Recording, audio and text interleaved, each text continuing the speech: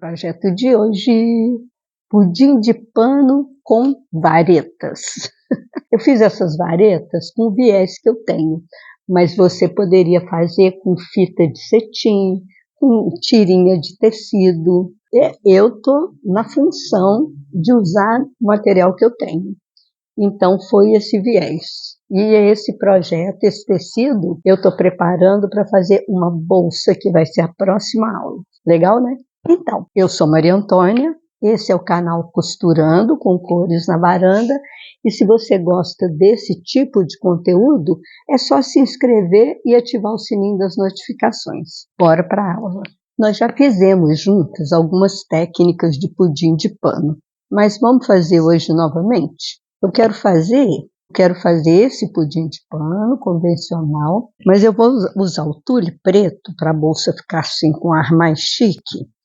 E eu quero usar o viés por cima, fazendo alguns desenhos que eu não sei exatamente o que vai ser. Vamos ver depois. Eu cortei esse tecido no retângulo que eu vou precisar para a bolsa. Aí você empilha, pode dar uma organizadinha. O preto dá um ar de sofisticação. E é o que eu quero para essa bolsa que a gente vai fazer, porque ela é muito básica, muito básica. Então, o que a gente faz para dar uma sofisticação é caprichar no patchwork, no caso, nesse pudim de pano, lasanha, sanduíche, não sei, cada um fala de um jeito. E como eu cortei do tamanho praticamente certo, depois ainda vou fazer um recorte, mas está praticamente certo. Então, olha, está bem gorda, porque eu quero que fique totalmente tomado. Aqui, se você tiver algumas coisas, tipo uns pedaços de renda, coisas desse tipo, cianinha, alguma fita legal, você pode colocar, que dá um charme. Parece que está bagunçado, e tá, mas não tá. Essa bagunça toda vai se organizar. Vamos pôr o tule? Assim, corta, depois a gente vai refilar tudo. E agora, você pode arrumar alguma coisa que não esteja do seu agrado. Um detalhe, vamos ao alfinete, lembrando que esse alfinete é próprio para patchwork. Ele é mais comprido, mais fino, então ele é adequado mesmo para o patchwork. E tem o link, tá? Na descrição do vídeo, eu tenho uma lista de fornecedores. Olha como ele é. Olha, ele é mais elegante e ele é mais fino, ele é bem fino. Gente, dica, sempre que você usa alfinete, você usa de dentro para fora. A tendência do alfinete é empurrar para o lado que você enfia, né? Então, por exemplo, se você enfiar ele para dentro, ele vai empurrar para dentro. Então, a gente sempre coloca para fora, porque ele faz essa pressão para fora e não são muitos, não. É o suficiente para você conseguir ir para a máquina. A primeira coisa que você faz é passar uma costurinha de segurança para depois fazer o quilt. E aí o quilt, você pode escolher como é que você vai fazer. Aproveitar retalho desse jeito é muito legal, né? Porque são retalhos que iriam ou para enchimento ou para o lixo. E aí você vai usar esses retalhos e fazer uma peça linda. Ai, ai, eu adoro essas mágicas. Pronto para ir para a máquina. Deixa eu mostrar para vocês esse que eu fiz. Olha que coisa mais linda. Vou deixar o link dessa peça aqui. Eu ainda não usei, mas está vendo como fica bonito? E o que a gente consegue fazer com essa técnica? Se você tiver insegura para fazer, você vai cortar o seu estruturador maior.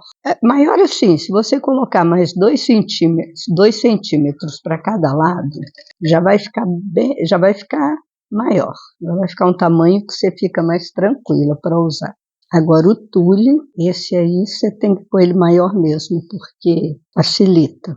O primeiro passo do nosso pudim de pano, quadriculado. Eu vou quadricular bem pertinho, usando o calcador, porque fica muito bonito. Esse aqui eu fiz dessa forma, quadriculadinho. E eu vou fazer desse jeito novamente. Agora eu já vou usar ponto de pesponto, e é muito importante, independente da técnica de patchwork que você use, é importante que você faça bem juntinho, porque a intenção é segurar os retalhos no lugar. Quando você começa o seu pesponto, o seu matelassê, você começa, se você for fazer que nem eu estou fazendo quadradinho, mesmo se for onda, sempre que der, você começa do meio, aí você vai para um lado e vai para o outro. Ele vai empurrar menos o tecido, ele vai tirar, porque o tecido anda. Esse monte de retalhinho acaba passeando para lá e para cá também. Mas pelo menos você não vai correr o risco dele ir empurrando tudo muito para um lado só. E se você não tiver segurança para fazer um traço reto, no caso dele ser reto, no meio, você passa um traço com giz, e aí só no meio, depois que você passa com giz, o resto você vai controlando, vai usando a sapata como guia. Olha, a primeira metade está pronta, agora eu vou fazer essa. Eu estou pensando aqui, talvez quando eu fizer na vertical, eu faça umas ondas. Vocês acham da ideia? Em vez de fazer quadradinho, fazer umas ondas. Capaz de ficar bom, né? Eu tinha pensado em colocar o viés preto aberto, não vai dar certo não, mas no meio assim, fininho, vai ficar bonito. Vou fazer e volto. E aí eu vou costurar por cima. Vou montar aqui uns esquemas, eu vou ter que pôr um pro outro. Um vai atravessar, vou cruzar eles por aqui. Eu vou fazer dessa forma, só que a hora que eu comecei a colocar esse viés, eu tive uma ideia, mas aí não vai dar para esse. Mas eu vou fazer com vocês, porque dá para fazer uma flor maravilhosa. Tá vendo essa flor? Ela é feita com tecido que você corta, tira e coloca. Essas aqui estão coloridas, né? Mas eu poderia fazer. O negócio é que a gente vai fazendo e as ideias vão surgindo. Imagina colocar umas flores, encher, usar esse fundo e colocar umas flores do lado de fora. Acho que vai ficar maravilhoso. Vou anotar para não esquecer e fazer com vocês. Mas enquanto isso, eu vou fazer esse do jeito que eu tinha imaginado. Acho que vai ficar legal. Vai dar uma... Olha, passei duas. Vou fazer uma coisa assim cruzada de um esse aqui. Acho que vai ficar legal. Vamos lá. Olha como está ficando legal. Vou colocar mais uns dois aqui. Tá bonito, né? Eu gostei. Estou gostando. Vamos fazer junto um pedacinho. Eu vejo mais ou menos o lugar que eu quero ir. Corto um pedaço do viés. E tem que manter reto, tá, gente? Se você for fazer curvo, beleza, você sai curvando. Mas se você for fazer linhas retas, aí você precisa caprichar para elas ficarem bem retas. Então, você vai fazer o seguinte, se você não tiver essa tranquilidade para fazer reto, pode fazer traço com giz e posicionar a sua tira em cima. Eu estou usando viés, mas você pode usar um pedaço de tecido, uma fita de cetim, olha que chique. Uma fita de cetim aqui ia arrasar. Mas faz de uma forma, porque se você fizer um traço com giz, você vai usar régua e vai ficar bem certinho, que é importante. É importante, se é curvo tudo bem, é curvo, mas se é reto, tem que ser reto para valer. Vou mostrar como eu faria. Posiciona a régua do jeito que você quer, passa o giz bem passado. O bom do giz é que ele sai, né? E aí você coloca o seu viés, a sua fita, a sua tira, assim. Se você fizer devagar, você nem precisa de alfinete, nada disso. Aqui como eu quero viés fino, eu estou dobrando.